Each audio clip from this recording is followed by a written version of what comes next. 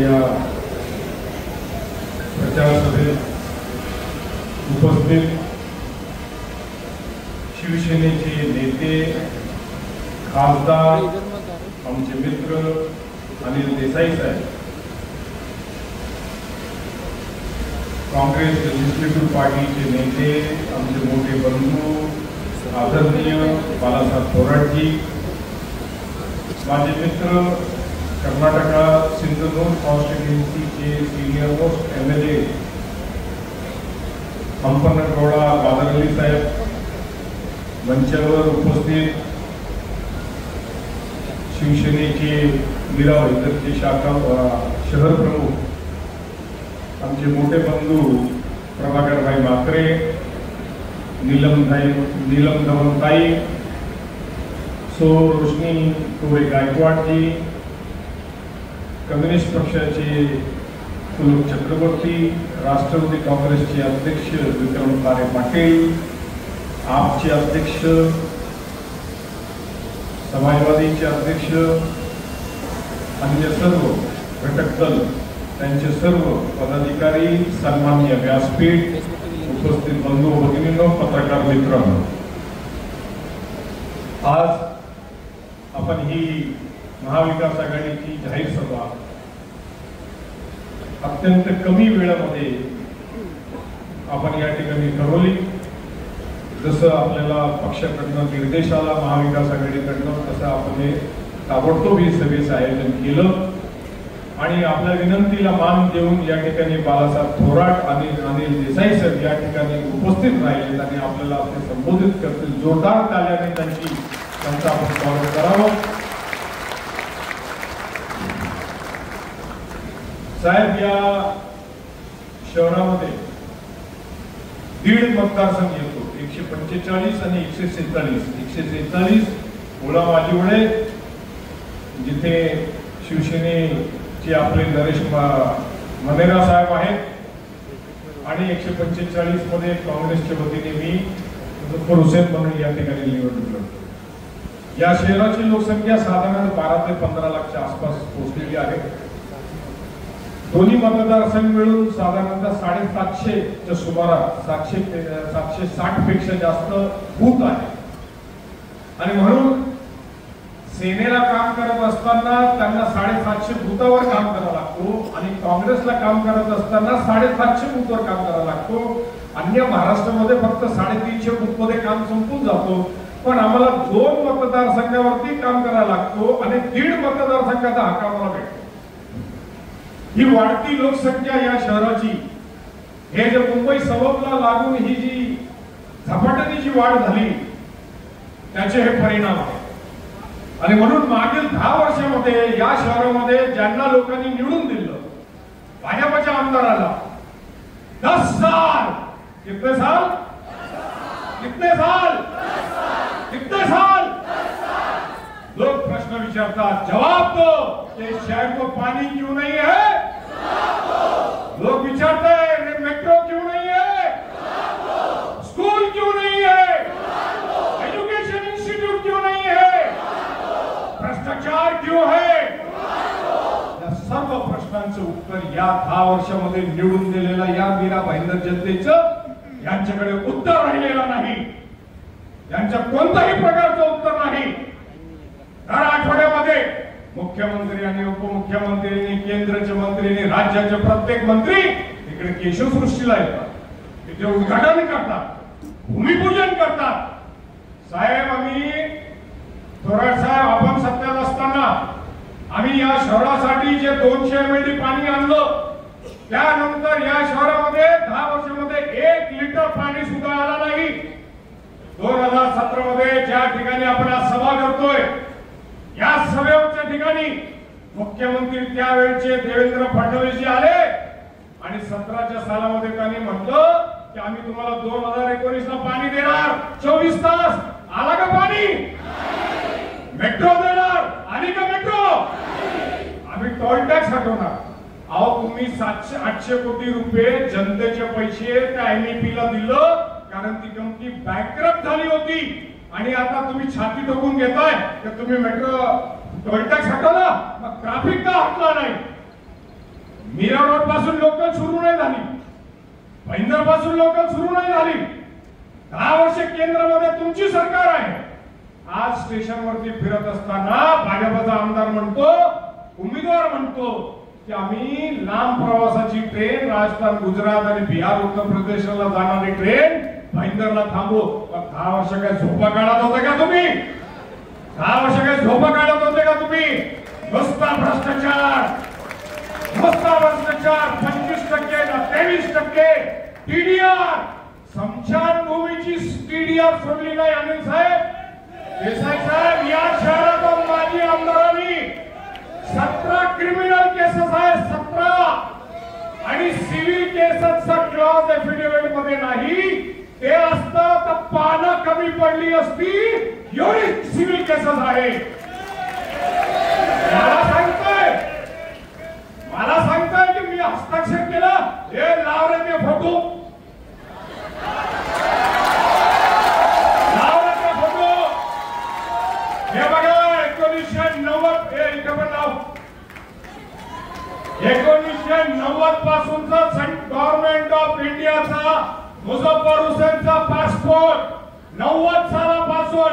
यांच्याकडे तर 90 साला पासपोर्ट पण नसेल, रेल्वे तिकीट भेटतील कदाचित. 90 सालाचा पासपोर्ट आहे, त्याच्यावर त्या माझे हस्ताक्षर बघा.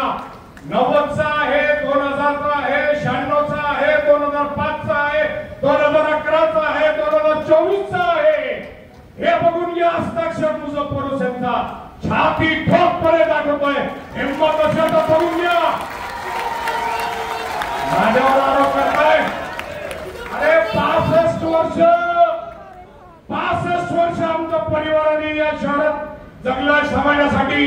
45 वर्ष मुझफ्फर हुसेन जगलाय. आणि एक साधी एनसी नाहीये, एक साधी एनसी. अरे तुम्ही क्रिमिनल आहात, तुम्ही आम्हाला उग्रवादी म्हणतात. अरे या शहराला लुटून खाणारे डाकू आहात तुम्ही.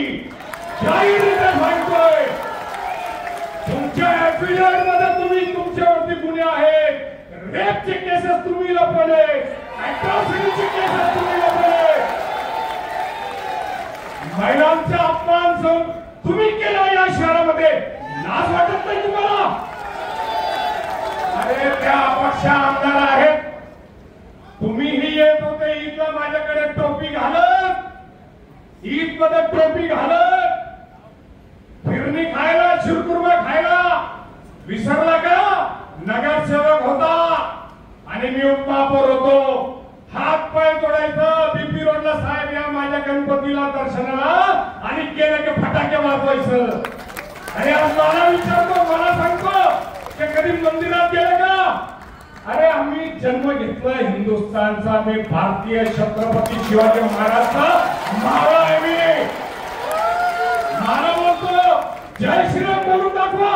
ले बोलतो जय श्रीराम, जय श्रीराम, जय श्रीराम, जय जय श्रीराम. अरे श्रीराम मर्यादा पुरुषोत्तम राम हे पूर्ण संसाराचे होते, कोणते एक विशेष जाती धर्माचे आणि समाजाचे नव्हते. तुला काय समजणार देवाचा धर्माचा?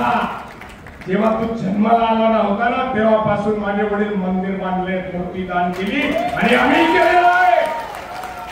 आणि सर्व समाजासाठी केलाय, ख्रिश्चनांसाठी केलाय, मुसलमानांसाठी केलाय, हिंदूंसाठी केलाय, बौद्धांसाठी केलाय, सिखांसाठी केलाय. आम्ही हिंदुस्थानी आहोत. भारतरत्न डॉक्टर बाबासाहेब आंबेडकरांनी जी घटना बनवली त्याच्यावरती पूर्णतः विश्वास ठेवणारा आम्ही आहोत. या हिंदुस्थानचा मुसलमान मुझफ्फर हुसेन आहे. अरे तू देशातला उत्तर प्रदेशचा मुख्यमंत्रीला आण, या जगातला कोणालाही आण, त्याला उत्तर द्यायला मी सक्षम आहे. बोलून घ्या. रामावर चर्चा करायची आहे का श्रीकृष्णावर करायची आहे का जैनिझमवर करायची आहे का ख्रिश्चनिटीवर करायची आहे? ज्या धर्मावर चर्चा करायची असेल येऊन जा मंचावरती. बघून घ्या कोण हिंदुस्थानी आहे, कोण हिंदुत्ववादी आहे. अरे निवडणूक ताकद असेल तर जनतेने जे प्रश्न विचारला ना, जवाब दो. आज स्टेशन वरती किती गमतीदार होर्डिंग लागली बघितलं का तुम्ही लोकांनी? मी असा हात करून विचारतोय, जवाब तो माझी होर्डिंग आहे आणि हे दोघे हात करून उभे आहेत, जवाब नाही आहे माझ्या पास.